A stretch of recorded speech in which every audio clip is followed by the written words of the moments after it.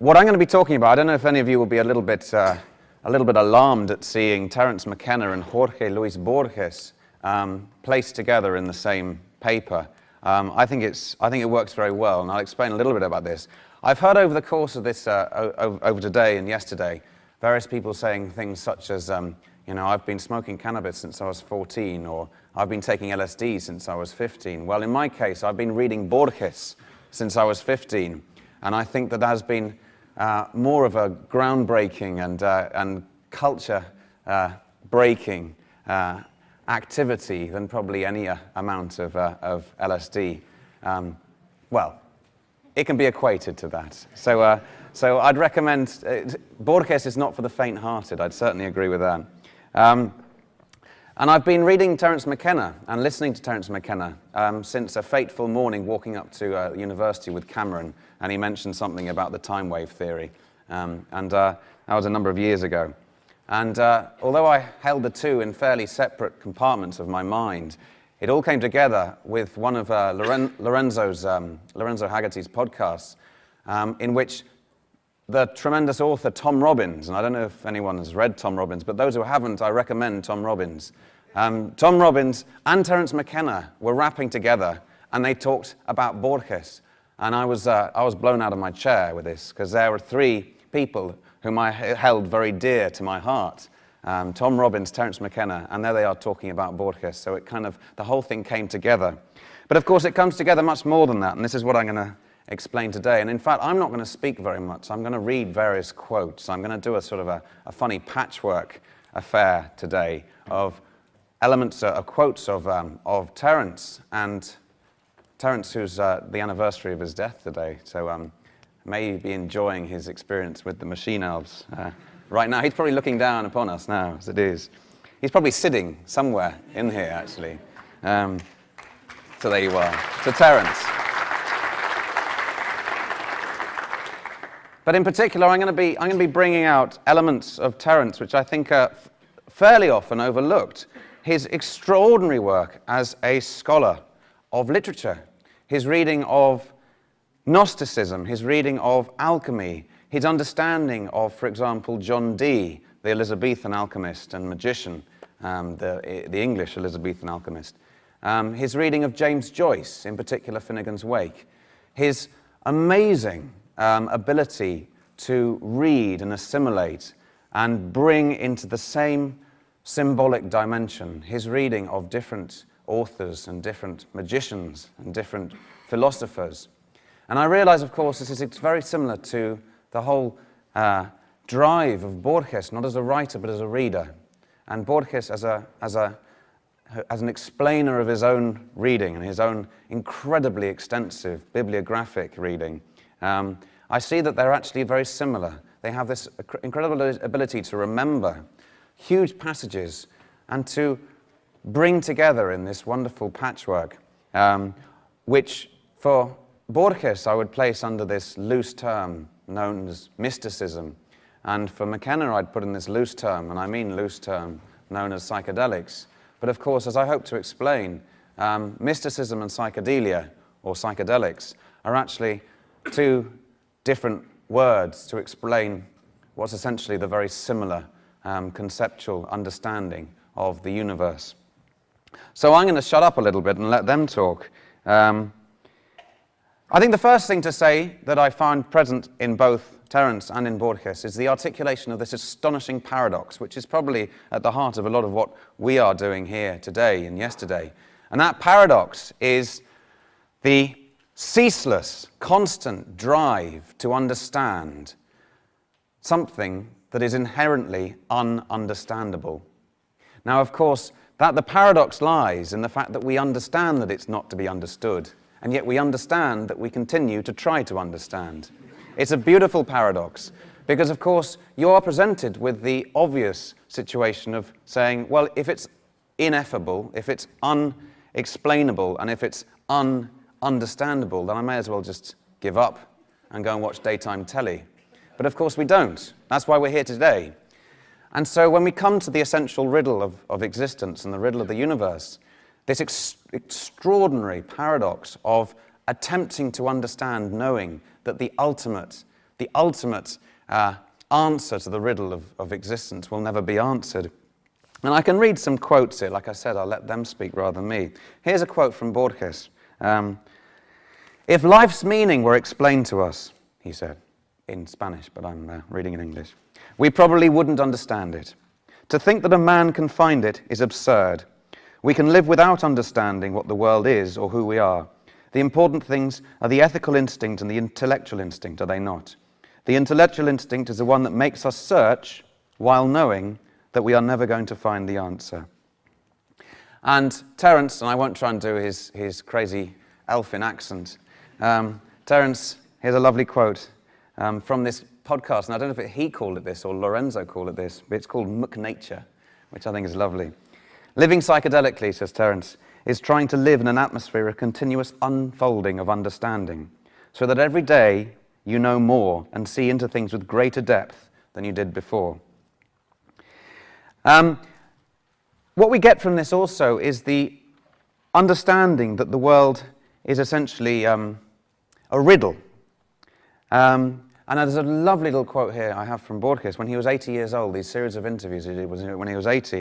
And he says, I think of the world as a riddle, he says. And the one beautiful thing about it is that it cannot be solved. But of course, I think the world needs riddles. I feel amazement all the time. And he actually goes into the explanation of the word amazement, the English word amazement, which he thinks is better than the Spanish word asombro, because it has maze within it. So therefore, you're already entering a maze by the use of the word amazement. Whereas asombro has shadow, sombra, within it. So you're sort of lost in this lack of understanding in both cases.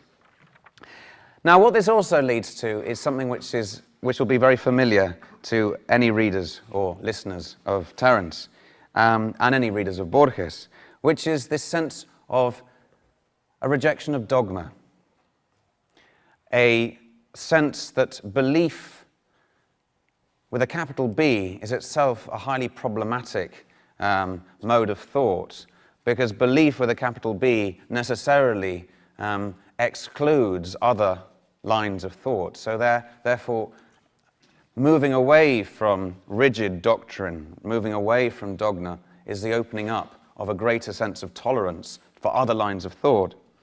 And I found this beautifully articulated in Borges as well. And he uses the word agnostic, but agnostic here, well, I'll let him explain. He says, being an agnostic means all things are possible, even God, even the Holy Trinity. This world is so strange that anything may happen or may not happen. Being an agnostic makes me live a larger, a more fantastic kind of world, almost uncanny. It makes me more tolerant. Now, I guarantee that you cannot have listened to anything of Terence without hearing him repeat that phrase, which he uses all the time, which is that the universe is not more weird than we imagine, it's more weird than we can imagine. So again, we've got this similar perspective of the aesthetic joy and the epistemological value of bafflement, of puzzlement, of mystification. That itself is of great, as I say, great epistemological value. So with this idea of belief, Terence then brings this into this well-known expression. You can see this as little sort of brief YouTube clips of culture being not your friend, because culture being, it's related interestingly to the question that Ollie just raised earlier, the idea that culture actually being a defining boundary, the defining imposition of boundaries. And of course, as we all know, Terence spends a lot of time expressing the idea that psychedelics are boundary dissolving. And there's this lovely little quote that I have here about belief. This is from Terence. Much of the problem of the modern dilemma, he says, is that direct experience has been discounted, and in its place all kinds of belief systems have been erected. You see, if you believe something, you are automatically precluded from believing its opposite. Now, he's obviously taken quite a hard line there, but he's also quite an iconoclast, so he probably derived great joy from saying such thing. And another thing that Terence says, which I think is, again, absolutely beautiful.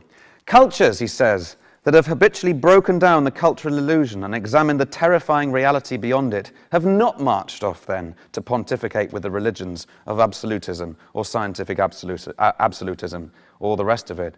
Why is that? It's because cultures are virtual realities made of language.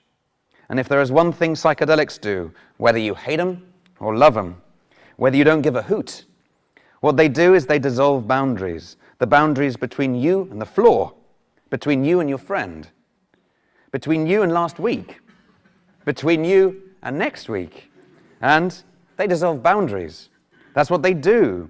That is ultimately subversive behavior. And again, this perhaps has a link to Caroline's talk earlier of the subculture, the subcultural dimension, because of course, until the subculture has been commodified, that subculture is operating with the objective, to a certain degree, of breaking down some of the imposed boundaries of the hegemonic culture. And as Ollie asked, until, of course, it becomes commodified as a new cultural more. That's what psychedelics do, says Terence. They teach you, we do it this way, don't go there. Sorry, that's wrong. Sorry, that's what cultures do. Cultures are boundary-defining engines. That's what they do. They teach you, we do it this way, don't go there. In your mind, in your heart, follow the rules, follow the rules. Cultures are like operating systems, at and at will do. They set up a stelae in the center of the marketplace, and on the stelae they carved the laws. These were the laws of the operating system called 1.0, and that worked fine for a while. Now we're operating under Clinton's second term 4.0. And is it limiting? I mean, actually, we could think of this as a Hillary Clinton, perhaps, although he was talking in the 1990s. The same things apply. And is it limiting? Is it idiotic? Is it a pain in the rear end? You bet it is. So that's a very common feature of people's readings of Terence, and also of Borges, of the idea of breaking down the rigidly maintained barriers that belief systems, especially cultural belief systems, have set up around us. And this in itself can be expressed through the term of being iconoclastic. Now, I think we can. There are more ways we can look at this, and this is, I think, a very important one here as well. And this is coming from an idea that Terence explains about the ethical dimension, and I do think this is important. If psychedelics don't secure a moral community, says Terence, then I don't see what the point of it is. Otherwise, we're just another cult. Now, I mean, I think that's incredibly powerful words. That there is the need, and again, it is linked to this idea of culture and subculture. There is a need to derive value and meaning as opposed to simply setting up a new cultural form which will stand in some kind of opposition to a more dominant cultural form. That's to say, there needs to be the expression of meaning and of understanding from the experience. And of course, as Terence was at great pains to explain, one's meaning derives not from one's faith in belief systems, but from the felt presence of immediate experience, from what you experience. Now here, I'll start to enter this symbolic world. Borges explains on many occasions that the experience of reading, the experience of dreaming, the experience of nightmare, the experience of imagination is as real as the experience of, for example, a tangible empirical activity. And indeed he says that he knew London far better from reading Chesterton than when he did when he went there. Well, as it was, he was blind when he went there, so that's hardly surprising. But in any respect, his experiences, as he says, of the dream world are of as great an importance in his whole cultural development and his whole personal development as his experience of any let's say, material engagement with reality. Indeed, he wouldn't even make this distinction between a material and an imaginal. The two are perfectly equated. And this is of great importance, and I think this is of great importance. This refers me back to a conversation I've had with Cameron before, which comes to the idea that if we look at medical and scientific explanations of psychedelic experiences, there might be, for example, an expression such as the effects of X last for between 5 and 7 hours, or between 3 and 5 hours, or between 7 and 8 minutes, or whatever it may be.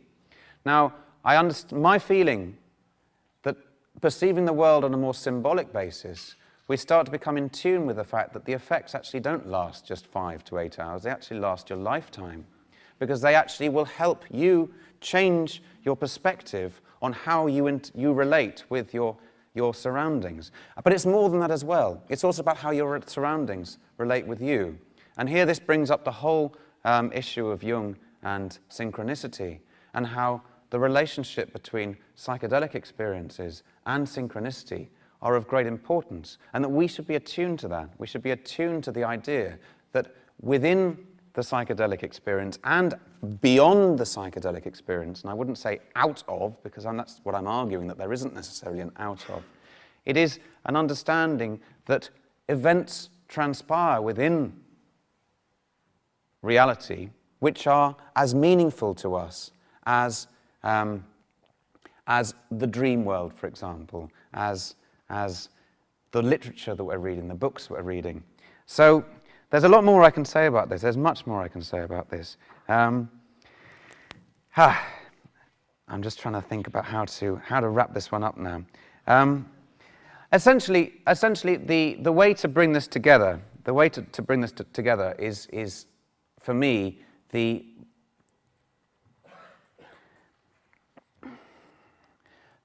this conflation of mysticism and psychedelics and psychedelic experience is, I find, of great importance here.